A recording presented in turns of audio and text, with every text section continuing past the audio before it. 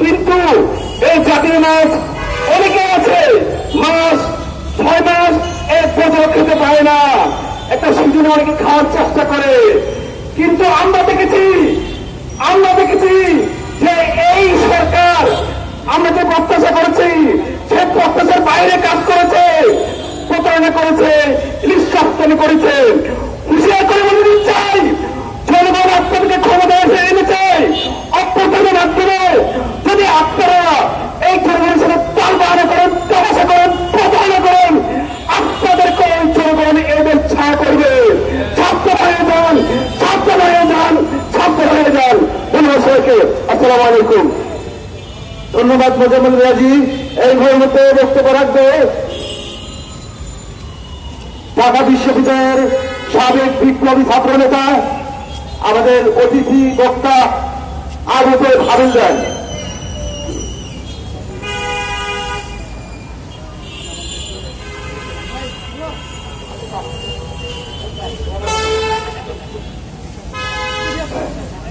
প্রিয় দেশবাসী,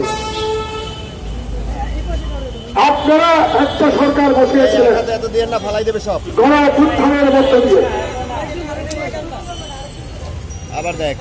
গণঅভ্যুত্থানের মধ্য দিয়ে সেই সরকার ক্ষমতায় বসেছে, সেই সরকার জনগণের কথা শুনবে, আন্দোলনকারীদের কথা শুনবে, সেটা একদম স্বাভাবিক ছিল। কিন্তু দুর্ভাগ্যজনক হওয়া সত্ত্বেও এই সরকার ক্ষমতায় আসার পর থেকে আমাদের জনগণ দেখছে ওনারা কি করছেন। রক্ত দিয়ে কিনা স্বাধীনতা ওনারা কিভাবে রক্ষা করছেন নাকি ভুলণ্ঠিত করছেন। ইলিশ মাছের কথা সবাই বলছেন, ইলিশ মাছ উপদেষ্টাদের টেবিলে পাওয়া যায়।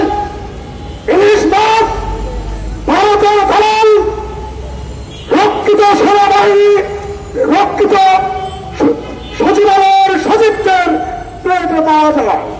কিন্তু আমার রিক্সাওয়ালা, আমার দিনমজুর, আমার ছাত্র ভাই, আমার সাধারণ ছাত্র ভাই বন্ধের প্লেটে ইলিশ মাছ উঠতে পারে না আজকে 16 বছর ধরে।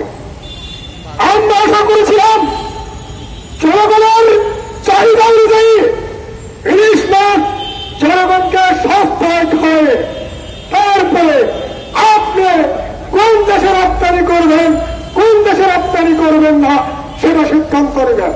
কিন্তু যেই মাননীয় উপদেষ্টা আসিফ নজরুল সাহেব আপনি 500 টন ইলিশ রপ্তানির জন্য আওয়ামী লীগের সমালোচনা করেছিলেন, আমরা সবাই সমালোচনা করেছিলাম।